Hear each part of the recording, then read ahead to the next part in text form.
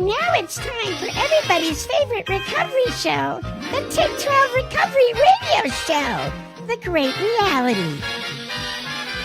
With the Monty'man, Denver Wolf, Tony, and Marv. 3, 2, 1, 0.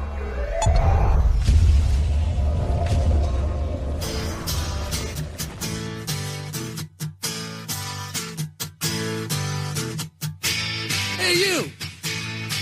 Yeah, you! Come here for a minute. I want to talk to you.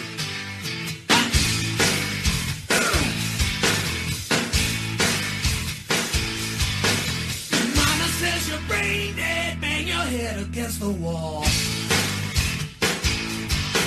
Can't find peace of mind, brain needs an overhaul. Bonehead, brain dead, we're all the same. You can't think straight when your heart is in pain.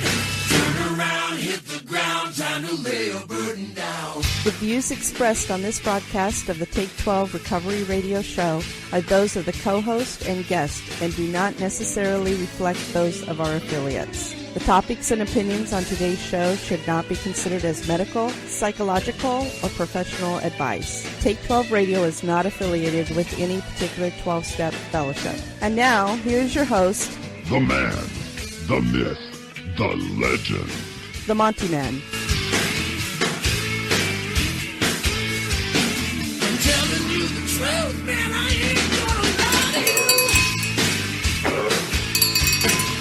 Good guys, bad boys, we're all the same. Saved by grace is the name of the game. Turn around, hit the ground, time to lay your burden down. Welcome to the Take 12 Recovery Radio Show. Denver Wolf is in the studio. Good morning. Tony J is in the studio. Morning. Marv R is in the studio. Howdy. And we are all here because we're not all there. Amen. So listen, right off the bat, I got to share this. So I got an interesting response on one of our YouTube versions of the show. I'm not going to say his last name, although his last name is on the thing, but I'm not going to do to him what he's done to us. Oh, wonderful. Well, sort of. Kind of. Philip N says, cut the crap out. Keep the parts that are important. Magic fairy dust is nonsense. He doesn't like the fact that we have fun on the show. So this is... Maybe he's, the very dust. Yeah, cut out the crap. Keep what's important. What makes sense. Magic fairy dust is nonsense. So here you go. This is for Philip. Just for Philip. There you go, Philip. He probably shouldn't have said nothing. He probably shouldn't have. Every once in a while we get a humbug like that doesn't like the fact that we have fun in recovery. If you can't have fun in recovery, what are you doing? I don't understand. And if you don't like the show, excuse yourself from the room. Yeah. And go poke yourself in the head with a sharp stick or something. I mean, It's real simple. Turn the dial. Or click away. Okay, so I have a little bit of an announcement for the listeners. The Teen Challenge of Arizona, the Victory Report, that show has concluded. It has run its course, and so we will be back on the first Monday of the month. But that guy just kind of ran together, didn't it? The first Monday of the month and the second Monday of the month with The Great Reality, this show, the Take 12 Recovery Radio Show. The third Monday of the month will stay the same. That is Entitled to Overcome with Dave Fleming, Solutions for Life Today. And then the fourth Monday of the month, we take off. So we'll be back on April 1st, or will we? Ooh, dun dun dun. Dun dun dun. Some people aren't going to get that. Yeah. But we definitely will be back on April 1st, and that's the first Monday of next month, and then the second Monday of the month. And as always, thank you to all of our sponsors and the folks that help us stay afloat to keep doing this. Gollies, we're moving towards our 16th year of doing this. That just blows my mind. But anyway, that's all great news. But, of course, when you have great news, you got to have this. Stop right there. It's time for Monty'man's Weekly Whine. That's right. Yes. And I missed my baby. You missed your baby. It seems like it's been forever since. I know. Since we've all been here. Okay, I've got two. So we were at. By the way, not all Red Robin restaurants are filthy dirty like the one in Albany, Oregon. We were at Wow. Wham. Albany, Oregon, Red Robin. Yeah. If you care about your health, do not eat at that Red Robin. Albany. It Oregon. is really, really nasty. So we went to Red Robin in Salem and took our son and daughter-in-law out to lunch, and it was spotless. That place. They heard you were coming. Yeah, that place was amazingly clean. But here's the problem. Uh-oh. So we had two coupons, one for 20% off our meal and another one for a free appetizer, right? So we asked the waitress, can we use both of them? She goes, not on the same ticket. Okay, no problem. So we'll have separate tickets, right? And so that makes sense. I get that. So Marcia and I will be on one ticket, and Cameron and Emerald will be on another ticket, two separate tickets. She goes, oh, yeah, that'll work. That's no problem at all. Well, then she came back, and she said, we can't do it. I said, why? She said, because it's the same table. And I said, how does the table know, what? That makes no sense to me. So I said, if my wife and I were sitting at the table over here, then can we do it? She goes, yes. Oh, my goodness. Oh, no. But I figured it out. When they punch in, they're assigned tables, right? And so everything gets rung up on table number 3, which was our table, and the computer won't allow you to do more than one coupon per table. That's why that doesn't work. So she would actually have to, literally, she would have to split us up table-wise, which won't work because another table is another waitress's table. So it makes sense, but I get to whine about it. Oh, yeah. Yeah. So, but she said that we could do it, and then we got our giant tower of onion rings, and then afterwards she said we couldn't do it. So shouldn't that be on her? Mm-hmm. She should comp you for that. She should comp us for that. Did she? No. Maybe we ought to table this discussion. We won't burn you down yet, Salem. So here's the other one though. Oop, don't fall over. So here's my main whine though. Okay, we've had the Tide Pod challenge that we've all heard about, right? We've had the ice challenge. We've had even people pouring boiling water over themselves challenge. Condoms. We've had the swallowing condom challenge. Okay, have you heard of the throwing cheese in a baby's face challenge? I think that one's cute. You do? I do. Well, you wouldn't think so much. So if you were actually sitting in front of the baby and the baby is scared to death, parents are walking by their children, flinging chunks of cheese into their faces and scaring these infants absolutely half to death. They're throwing them hard, too. It isn't just a slice of cheese, laying it on the baby's face and seeing what the baby does. It's throwing it at the baby, slapping the baby in the face with a piece of cheese. I don't think it's funny. I think it's I know. pathetic. I'm probably going to go to heck for laughing at it. Yeah, you're but now they're doing it to animals. I saw one yesterday. Might be fun to do it to fish. What? Yeah. I'm still grasping. Okay, so what's the challenge part? The of challenge, this? I guess, is to see who has the child with the funniest reaction. But I don't think it's funny. No. I think it's don't abusive. either. It's stupid. Can you believe that? So you sit your 8-month-old in the high chair, right? And as you walk by, you slap some processed cheese food in their face. Pepper jack or something. People, what is wrong with you? At least if it's Swiss, they can see through it. Right? Okay, so there's another one out here. This Momo. Oh, What? The Momo thing going on. That one's dangerous, though. Is telling kids that it's going to come and haunt them because it knows something about. Now, And Momo it's is freaky that looking. distorted, big-eyed, kind of like that Senator Gal or whoever is on them. I don't. Oh my God. I don't want to go there, Quartet. It kind Anyway. of looks like that. Uh-oh, the phone's on. It's the Democrat. It's Hillary calling.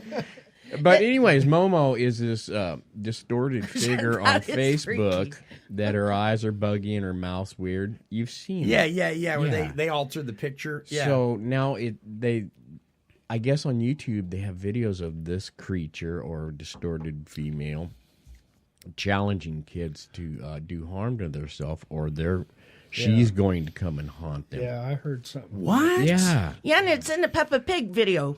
I don't. It's like know cartoon. Peppa Pig, but Yeah, I don't. It's a cartoon character, but it's within those videos. huh? So she'll like periodically come up and be like, "Mo, So Mo." yeah, that one kind of shocked me. Yeah, that one's not funny. Gee whiz. Well, Yeah. Slapping kids in the face with cheese and Momo.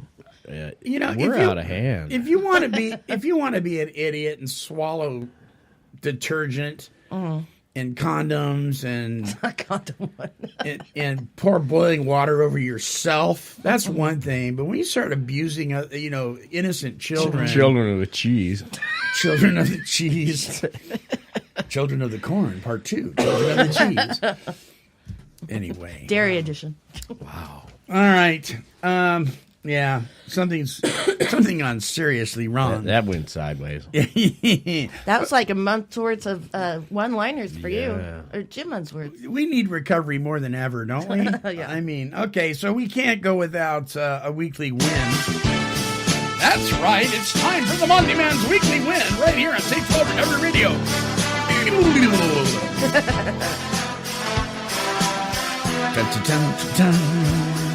So after that last conversation, one of the wins would be starting a corporation that packages throwaway cheese. Yeah. The one are. cheese challenge. That shows you what my brain does. The one cheese challenge. I'm gonna go home and do it to Lucifer. He's getting old anyways. He's senile. Oh, my gosh. I'm gonna record it. Chink. Well, this is a little bittersweet, but it really is a win for him and for us. Colin has moved out. Yay! Da da da. Gee, I'm getting excited. Easy.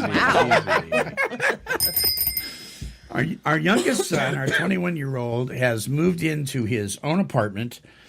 A very nice one, actually, over by where the old buzzsaw used to be. You remember that? Yeah. There's some new apartments there that are just sweet. His fiance works for the apartment management company, so they get $200 off. Wow. They didn't have to do the big deposit thing and all that. So he's setting up house over there for when they get married. And she's still living with her folks. And then when they get married, she'll obviously move in. And so we helped them kind of set up and everything. That's a river view, isn't it? Well, They no, can see the river? because they're not facing the river. They're facing the other direction. Yeah, I mean, it's, you prepare your kids for life and then they move out. This wasn't as hard on me as Cameron moving out because Colin had moved out once before and spent a year at college in the dorms and then moved back. And then when he moved back, he's engaged, so we never saw him anyway. But we're going to miss him, but he's just down the road. The thing that's kind of funny about it is he'll be back on a regular basis because he's a tuba major and he can't play his tuba in the apartments. Really? That's odd. But good going for him. And I can't believe it's just going to be, it's just a few more weeks down the road and he'll be married and doing the deal. So Well, Good for him. congratulations on both ends. yeah. So it's nice and quiet around our home. We don't wake up at 2 a.m. to thump, thump, thump, thump, thump, thump, thump, thump, thump, thump, him running up and down the stairs. Oh yeah. Yeah. But we did have this discussion of, hey, Colin, where are my tools? Well, Dad, that tool's mine. No, No, it is not. We had this discussion when you borrowed it. And then Marcia came downstairs yesterday and she says, I found a bunch of your tools in different parts of the upstairs room. So good stuff. Right on. All right, we're gonna take a break and we're gonna come back with the topic. The question: do we ever outgrow our 12-step fellowships? Do we? Maybe we do. Maybe we don't. Maybe we think we do. Maybe we should rethink our thinking. I don't know. We'll talk about it. So don't go away. We'll be back right after this.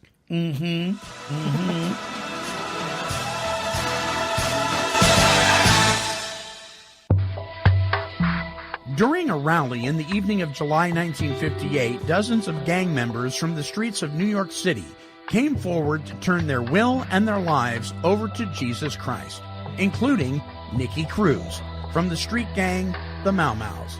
The morning after the rally, Nicky and his gang, along with other gang rivals, traded in their weapons for Bibles. This was to be the beginning of the world's largest and most effective faith-based treatment program for those living with life-controlling issues such as alcohol and narcotic addiction. The author of The Cross and the Switchblade, Pastor David Wilkerson, would commit his life and passion to working with men and women from all walks of life through the founding of the International Ministry of Teen Challenge. Well, the worldwide ministry of Adult and Teen Challenge is stronger than ever and reaching more addicts and alcoholics seeking recovery every day. If you or someone you know is in need of freedom from the bondage of life-controlling issues, visit teenchallengeusa.com for a center near you. And if you are in the Pacific Northwest, call 541-491-1002 to speak with an intake coordinator. Adult and Teen Challenge, putting hope within reach. Just when you thought the madness was over, here's more with Tony, Denver, Marv, and the Monty'man.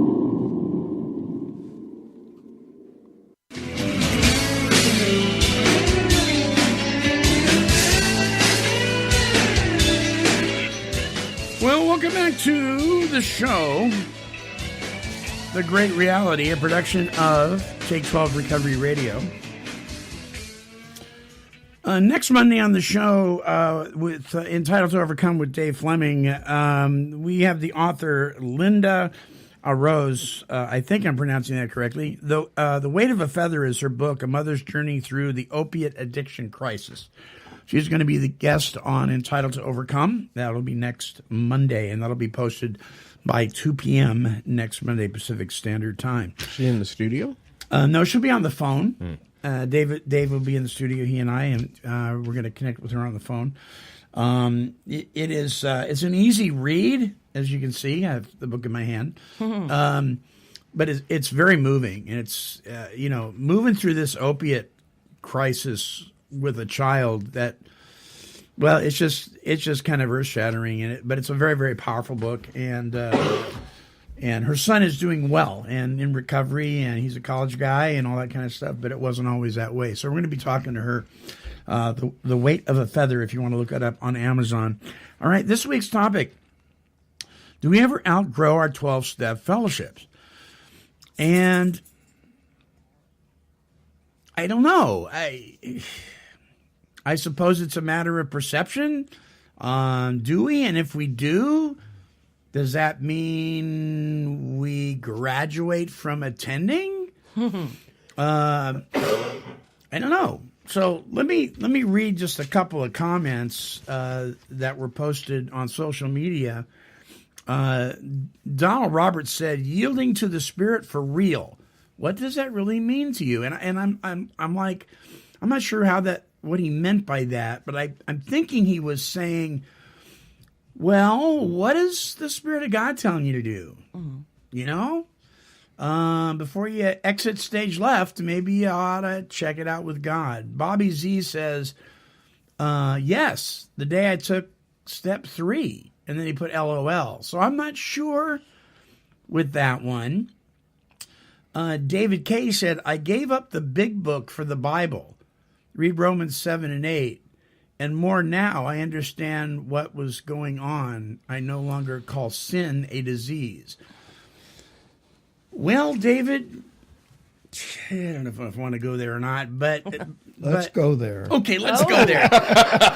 Golly. The silent cowboy has spoken. I gotta tell you, and I know there's some semantics involved here, but first of all, alcoholism it's a medical issue. It's not a sin to be allergic to alcohol. So we had to clear that up right away. It is an illness, and it's not a sin to be allergic to alcohol.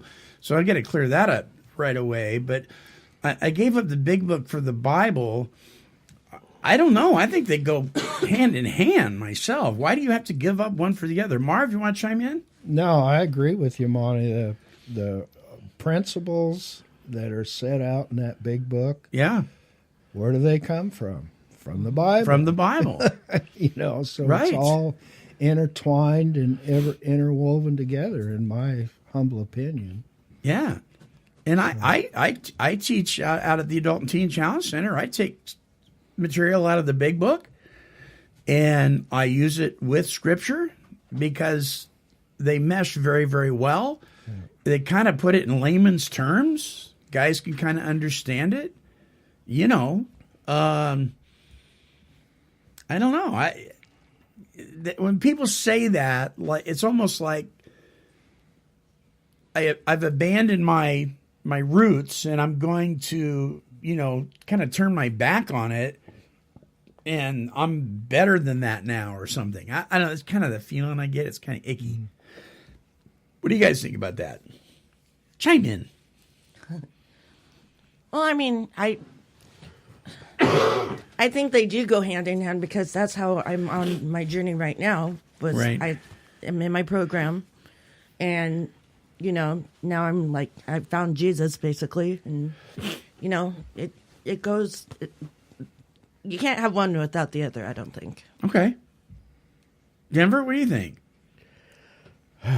Boy, that is kind of a baited question or whatever you said there earlier. Do we outgrow it? Well, I don't know if outgrowing is the word I would use. Do we grow? Yes, hopefully we do. Mm-hmm. Which will lead you into different areas, stages, activities, groups, fellowships, whatever. So I attended Up in Sweet Home for 2 years, and it was wonderful. But there came a point where it didn't feel like it did when I first started. Sure. So I don't know if that's outgrowing or if that's growing to where you want to move on. Mm-hmm. Outgrowing's not really the word I am comfortable using, but moving into another season or chapter, yeah. I like that better. That happens. Outgrowing, or it should. Outgrowing it sounds so final. Yeah. It's like like you said, I've graduated now. I don't need that. Well, for me to remain sober, I have to remember where I come from. Right. Now, if that means going back to Sweet Home occasionally, saying howdy to everybody up there, Sure, and touching bases there, then I guess I haven't outgrown it. Right. But I have moved on to different avenues of me working on my sobriety and helping others through different channels. John B. says, I have changed home groups and moved on. Sometimes you can outgrow a group, and that just happens. My first home group will always have a special place in my heart. There you are. I get that. My first home group, I don't attend there anymore. But I know this that I could at any time. I know that I haven't outgrown the fellowship of 12-steppers. I don't know. For me, once you've made that connection, you always kind of have that. You're a life member. You can't get it out of your blood. It's almost like your new drug. Yeah, and there are meetings that are like beginners meetings, and there are ones that are a little more in depth, I suppose. But we're going to look at Stephen Carter's statement here in just a minute, which makes total sense to me. That kind of reminds me of some of the things Bruce used to talk about. Lee R. says, I was in an NA to start with, went to AA, and then CA, Cocaine's Anonymous, worked out of the big book, and felt completely out of place in NA after that. So I guess you could say I outgrew a fellowship. That was Lee's statement. But here's Stephen Carter's. He's a good friend of Take 12 Radios. He says, kind of.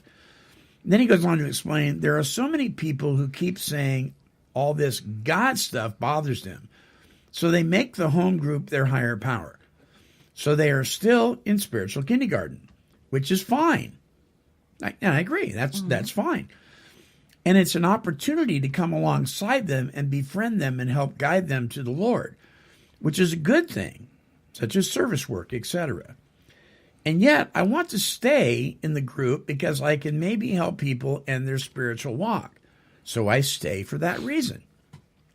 I definitely need more, deeper meat rather than milk, as it were. I'm getting some of that elsewhere. It's not related. I mean, 12-step related. We have a Celebrate Recovery here, but it's not much to write home about. That is, it is spiritual, but does not address the nitty-gritty parts of alcoholism or addiction. So for a newly recovering addict or alcoholic, this would not meet their baseline needs. So this is always a question in the back of my mind. Right now, I just do both. Go to 12-step programs in a separate spiritual group, but I know I cannot comfortably address the entire picture, the full Monty, so to speak, pardon the pun, in either group, which is somewhat frustrating. But Stephen continues to go to what Bruce used to say, to be a maximum service to God and the people he puts in his life at the meetings. So I think our responsibility may shift to a degree that now we're going to see where we can be of help to others. And in that process, we continue to grow in our own recovery.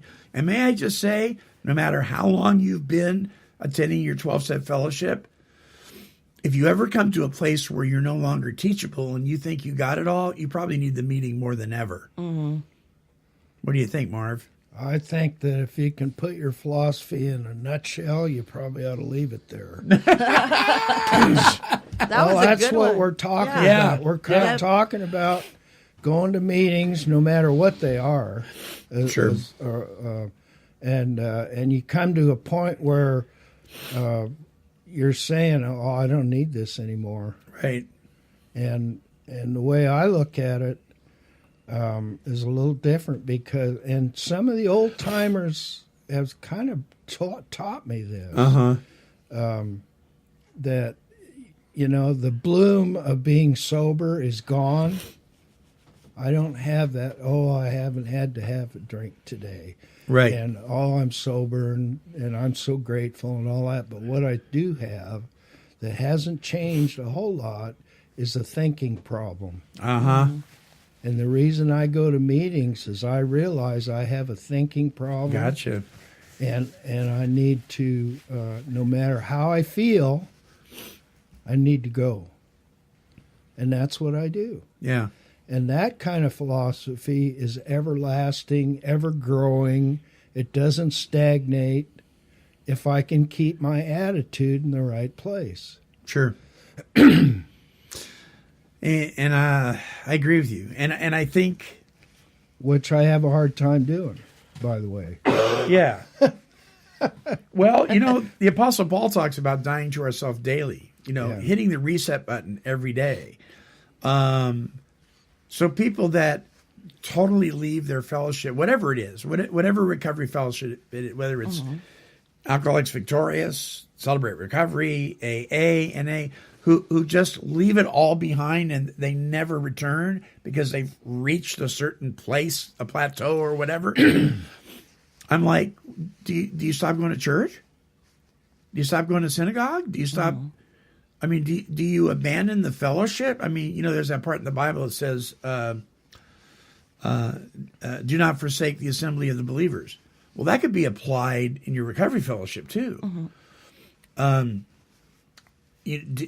you've learned something, you've come to a certain place. Does that mean that you just leave it all behind? I don't know. Does that kind of make you a recovery thief? A little bit. Yeah. One thing I do like about the group I go to is it's continually daily newcomers show up. Right. And so it's like there's this opportunity there if the door opens up to be available. Yeah. You know. Yeah. And some of the other groups, I'm not running down anybody, but right. The idea that these new people are continually showing up, it kind of tickles me because not all the time, but once in a great while, a guy's able to help somebody. You know. Sure. And the new guy, we were all new guys once, right? Yeah. New guys and gals turn into people that have experience and are able to give away what's been given to them, and it moves. It's a living, breathing thing, But if you leave it all behind, so isn't it kind of like saying the question, kind of like in another way of looking at it is, oh, I don't need Christ anymore. I've grown up. Right. Right. I don't need Christ anymore. I don't need anybody anymore. I'm my own man But that's now. when you're in danger. Right, exactly. Isn't that kind of what got us in trouble in the beginning? We're an island unto ourselves, and I got this, and everything else. And I think if you really, if you've really applied and implemented the 12-step process, one of the things that you're going to learn, and hopefully be able to apply, is that you want to give this thing away. Well, you can't give it away if you're just you. Yeah. Nobody to give it away to, right? But yet there are people that do that. They stay within themselves and you never see them again. I feel bad for the ones that they get scared away. Right. Scared off, and so they're like, I had that experience. I'm not going to go back. Right. Sure. Does that make any sense? Yeah. Well, so then that gives, but that actually puts some responsibility on the folks that have been around a while to kind of be the elder statesman, right? And kind of help the person that's going, I don't know. Yeah. And come alongside of them and say, hey, listen, people say things sometimes, but eat the meat, spit out the bones. And, I didn't know to eat the meat and spit out the bones until somebody told me that. But if that person that told me that had outgrown the fellowship, I probably would never have heard it. Yeah. However, I will say this, that sometimes, let me look at the other side of the coin here, God will move people on into another area of recovery. Yeah. And it might not be, they may not stay in their AA fellowship. They may move to Celebrate Recovery, or they may end up going on the mission field somewhere and applying the principles that they learned. But I would be cautious if they weren't connected somehow in some manner to a fellowship of people that can hold them accountable around their alcoholism or their addiction or their thinking issues. That once we become not accountable to anybody, once we're not giving away what's been given to us, I think we're in a dangerous place. But sometimes that doesn't look like your 12-step meeting. Yeah. Can you do service work? Is service work more than just pouring coffee or being a district representative or a group representative? I think so. I think you can do service. I think what we do on this station is I was a just form about of to say service that. work. What we're doing right now is service work. There are those within 12-step fellowships, though, that believe very strongly that service work isn't service work unless it's within the confines of that fellowship. And I think that's limiting it. Yeah, Jesus never thought that way. Yeah. No. You can't come back here. And that's that's one of the concepts too that goes on that I've noticed, and I don't agree with is the big book I'll call them big book thumpers. Right. You know, by God, if you're not doing it my way, you're not doing the program. And, you know, and every one of us sitting in this room right now do this thing differently. Sure. We don't all do it You the bet. same. So We're not cookie cutter people. no, God didn't design us to be Right. cookie cutter people. Yeah. Yeah. And I think there is, you know, if, and I've said this before, kind of tongue in cheek, if you're not willing to apply and implement the 12 steps, what are you doing in a 12-step fellowship? That's the foundational stuff. That's the basic stuff. But outside of that, there is a million different ways, a million different personalities as far as sponsors go, the way you attend meetings, how involved you get. Maybe you do the camp out thing. Maybe you pour the coffee. Maybe you just open the door. Maybe that's a big deal for you. You know, I don't know. I've come to a point. I'm not so up on being critical about how you do it as much as that you do it. Right. And there is a way, there's a right way and a wrong way. You know, the wrong way is not to do it. Yeah. And there's lots of people that sit around in meetings and never, ever, ever apply and implement these steps. And you know what? Instead of riding their case about it, we just have to realize that, hey, and I tell the guys that either take notes or don't take notes in my classes out at Teen Challenge. You're going to get out of this what you put into it. I'm not going to stand over you and force you to take notes and do all that. You got to make a decision. But I still love you, and I still want you here. You know, and I think if we're like that with people, the light will come on when it needs to come on. You know, it will. Well, I think the light will come on when God wants it to come on. Sure. Yeah, and then it'll be undeniable. Because haven't you? I know I've gone through life before going, where did that come from? All of a sudden, I had an aha moment. I wasn't even trying. Just like with me with church yesterday. Right. I just had this weird. I still feel kind of numb inside, but like a good numb. I heard something in church yesterday, and it clicked. Yeah. Things started clicking. But then I felt dumb because I was going there for like over a year off and on. Yeah, but now I've been very loyal going to Sundays. Yeah, you have been. And the deal is though, is you ought not feel dumb about that because that was a process that had to take place for the light to come on. Oh. So that was good. And I sang. Tony actually sang in church. I sang and I danced in church. And she danced. Ooh. I think I was having Look out. Well, it was really like hyper music, so I'm like, oh, hey. You know.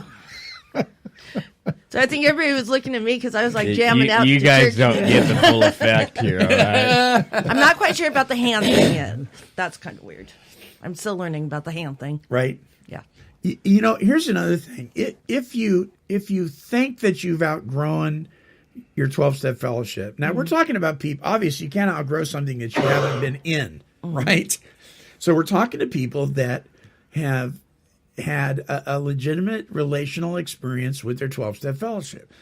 If you think you've outgrown it and you don't want to keep any kind of ties whatsoever, that's kind of sad because what's so cool is I know I can go down to California, you know, and the Sonoma County group down there, I've got friends from high school that go to that. I can go in there, I can walk in, I can get a cup of coffee, I can sit down, and I'm automatically connected. That's one of the beautiful things about recovery fellowships. Hi, Nala. Nala's come to say hi. Haven't you, baby? You said beautiful, so she had to enter. Yes, she had to enter into the room. There's a tie that binds. There's that no more aloneness that the big book talks about, you know, in the chapter Keys of the Kingdom. I think we make lifelong friends. I think we make lifelong connections. And if you break that off, maybe something's up with you. You know, or maybe you got a resentment. Maybe you don't even have the ability to grab a coffee pot and start a new meeting. There were times I was chairing meetings, setting up, getting supplies, and closing up all in like 3 or 4 times a week. Right. Yeah. So, yeah. But it kept me busy. It kept me out of my mind. Sure. Sure. So there's different ways to stay connected to recovery, but I think it's important that we not forget from whence we came, and that we stay connected somehow. So I guess depending on your opinion, do you outgrow it? If you outgrow something, does that mean you leave it behind, never to return? I hope not. Yeah, that would be kind of sad. You know, it's like Denver said. I mean, he can go up to Sweet Home and pop in. Yeah. If he needs to do that, or even if he doesn't need to do that. There's new faces, like Marv says, always, and that's exciting when you get there. But we also belong when you step through that door the first time, and it actually takes. Yeah. Then you do become part of a brotherhood, sisterhood, you know, and it is lifelong. Sure. I mean, outgrown, I'm stumbling with that word. It just sounds so negative, doesn't it? It really just is. If you're outgrown, you're out.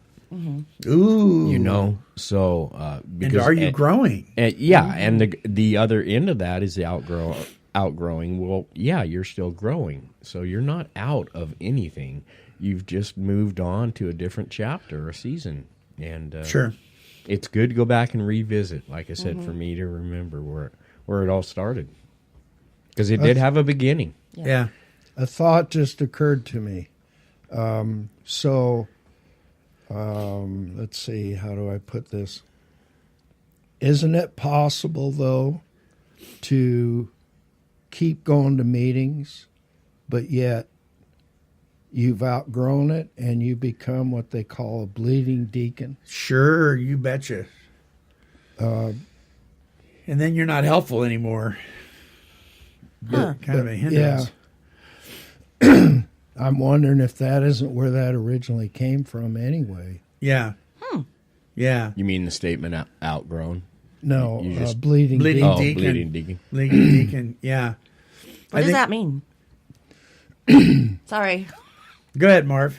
Well, the way I understand that meaning is that it's a person who goes to meetings and has a negative connotation about everything that's going on and is reprimanding when they're called on, or when they speak up, they speak in a manner that reprimands what's going on. They correct people, constantly correcting people. I've met yeah. a few people like that. Yeah. Yep.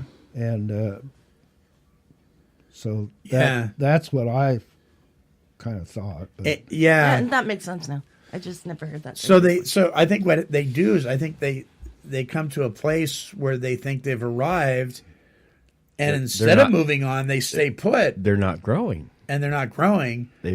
So they're shifting all their attention on what you're doing wrong, how you're saying it. Spiritual pride. Spiritual pride. Yeah. You know, I've heard these folks.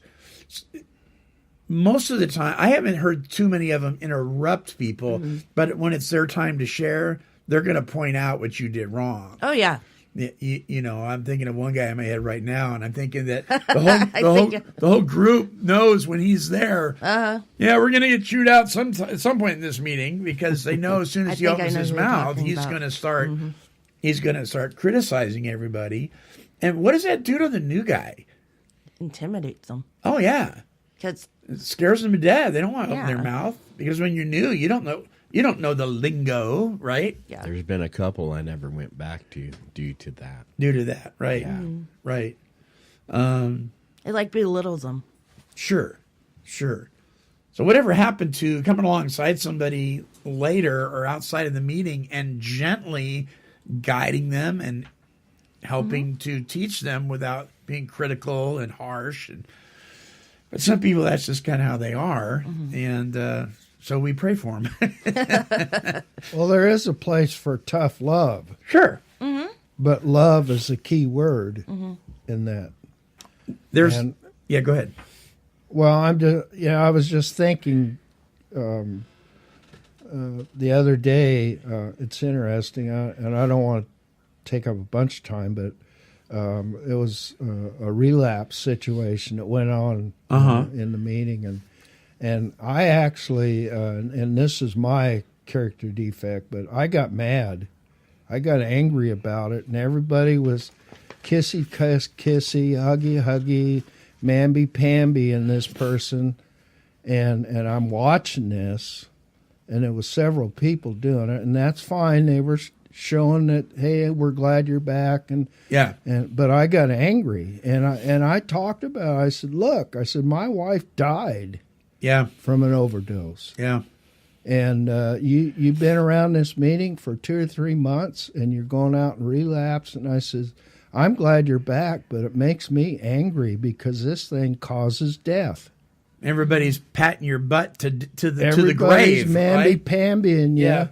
And so I left there, and I thought, man, I just made a bunch of enemies, And this one person who I have a lot of respect for, I thought was pretty mad at me.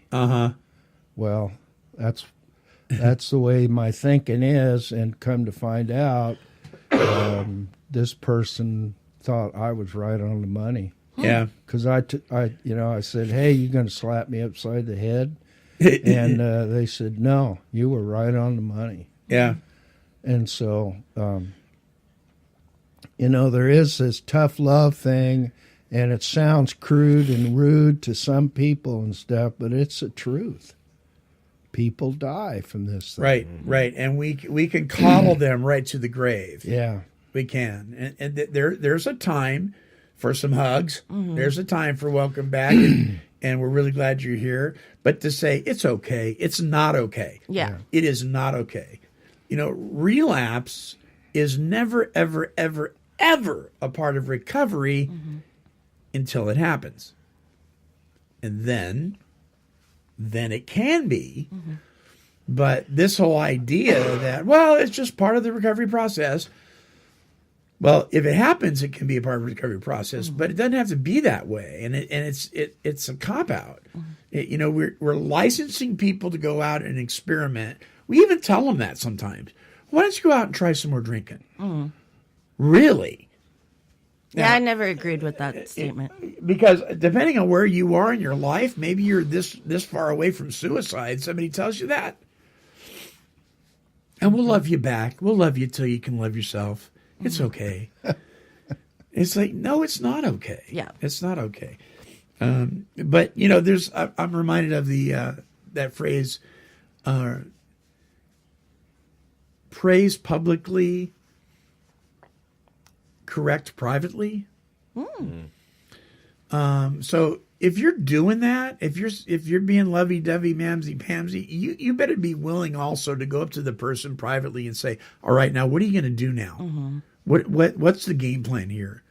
And I'll, if I got the audacity to praise you into congratulating you for relapse, do I have enough common sense to come alongside you and be willing to help you recover from that and do the next right thing instead of going right back to it? Yeah. Sometimes I think we just need to keep our mouth shut. Amen. But I've been working on that. Have you? Yeah. I still am.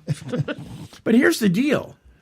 We know that addiction, and that's a broad term, but we know addiction is the number one health crisis in our world. Number one. Mm-hmm. What the heck are we doing leaving our recovery fellowships behind when there's so much need for those of us who have some experience to be able to speak into people's lives, and then also the need for us to continue to grow? Now, I've kind of shifted in a different area, but I'm still a 12-stepper. I'm still doing 12-step recovery. I'm still doing the deal. If you've left completely and you think you've outgrown it, you probably need it more than ever. Where do you go to when you leave? See, I go to CR. Well, I'm just saying, like, where did you leave? Where did you go? Right. Did you actually step into something, or where did you just disappear? I think some people do. Well, wow. Just disappear. That would be lost almost. It would be. Yeah. It would be. I know a lot of people that's left and like exercising, and it's now their higher power. So they put all of that into like. Oh, we know a few CrossFit. people like that, don't we, Denver? Oh yeah. That turned the weight They room into their substitute- god. Yeah, they substitute addiction for Right. a new addiction, basically. Sure. But just where did you go when you left? Where did you go? Did you not stay involved somehow, some way in recovery? Right. Or Right. Are you the lost out there? Mm-hmm. And there are people that do. They just vanish. Yeah. And then all sorts of rumors get going. Oh yeah. But if you don't say anything, And the recovery world is a small world, so when like something gets said, oh yeah, it's like a small town. yeah. Yeah. All right. Well, let us know what you think. Do you feel like you've outgrown your 12-step fellowship, and maybe you've outgrown that particular group? Are you plugging into something else? Are you giving away what's been given to you? Are you practicing these principles in all your affairs somewhere else? Or are you just out there being the Lone Ranger? Because, I don't know, when I was the Lone Ranger, I was in trouble. And there's a lot of truth to that. An alcoholic or an addict by himself is in bad company. We need each other. If we didn't need each other, Adam would be running around all by himself still. Yeah. Right? In the garden. Oh, hi, little lion. Hi, little dog. Hi, little sheep. All right. Any closing thoughts? Anybody? I just real quick, the thing about it is with this kind of stuff, and this is just me and my opinion is that no matter whether it's the Bible or the Big Book, it seems like every time I read it, the same thing that I've read before comes across different. And I really see it a lot in the Big Book. It's like they talk about more being revealed, and that convinces me that I'm not going to graduate from this thing. So, Yeah. You're not outgrowing, you're growing. Yeah, you're learning and growing every day. Ooh, so maybe the question shouldn't be, do you outgrow your 12-step fellowship? Are you growing? Are you practicing in growing with your 12-step fellowship? That's a good one too. Dun dun dun. Dun, dun, dun. All right, our closing song is by Richie Supa, and it is entitled The High Cost of Low Living. Ooh. Here's Richie.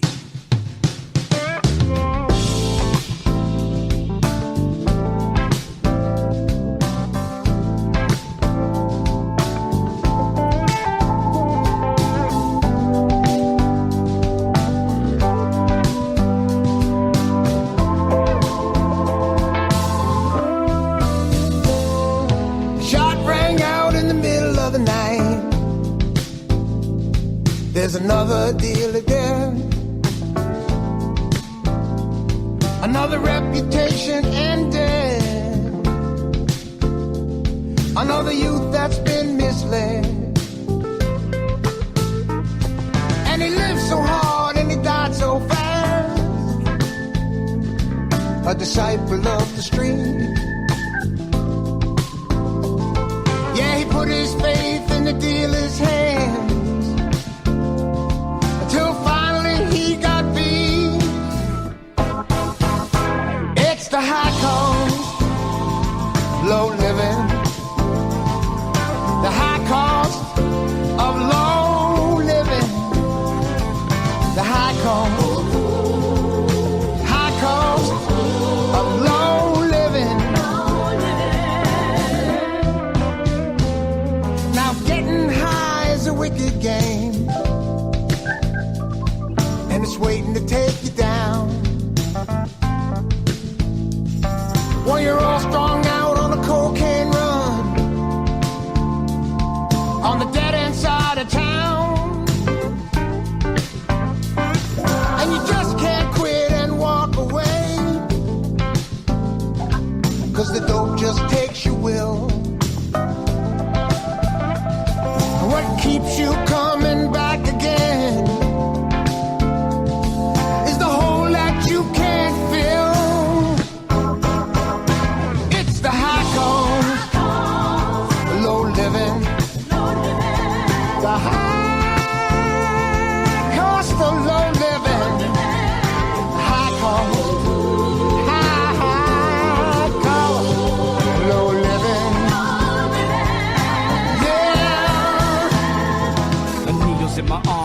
missing the point of life, doing so much wrong just so I can get right. A lie that I don't believe in, wonder who can I trust. Disgust every time I do it, still I can't get enough. The drugs rushing through my veins got me going insane, and end up giving me more pain than they're taking away. Somebody take me away before I'm dining on a bullet. Got my finger on the trigger, but I'm too scared to pull it. And so I'm doing things that I swore that I'd never do. Sell the kids cause they mamas is using too. There's no denying everything that I speak is true. In any city you can find me cause I am you. Hot pack, took a shot and then I dropped. Woke up, drove back to the block to cop. Locked me up in prison in a single man cell. It's still me that holds the key that keeps me living in hell. When you cross the line and you can't get back, there's always a price to pay. I've been licking my wounds and healing my scars from all my yesterdays. And when the costs go on and you land in jail, counting bricks across the floor. Sorry, just don't cut it, no.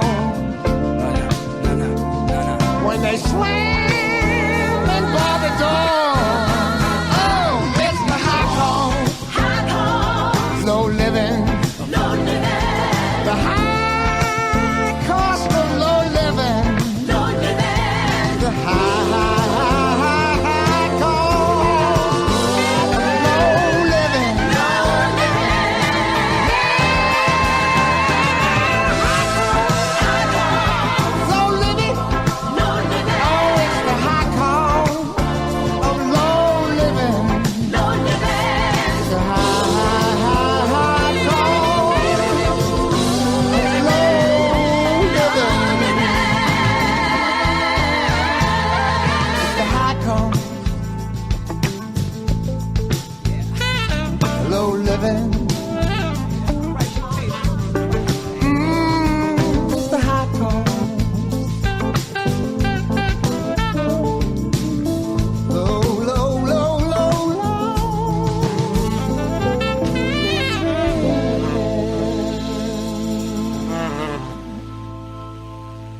And that was Mr. Richie Supa. Hey, listen, if you want to know and get involved with all the wonderful stuff that Richie is doing, you want to visit Recovery Unplugged. Listen, their mission is to provide hope and healing for individuals affected by addiction using the power of music. Visit their website at recoveryunplugged.com. Until next time, this is the Monty'man along with the Take 12 Recovery Radio family, and we're wishing God's perfect serenity for you. Bye-bye now. Good guys, bad boys, we're all the same. Saved by grace is the name of the game.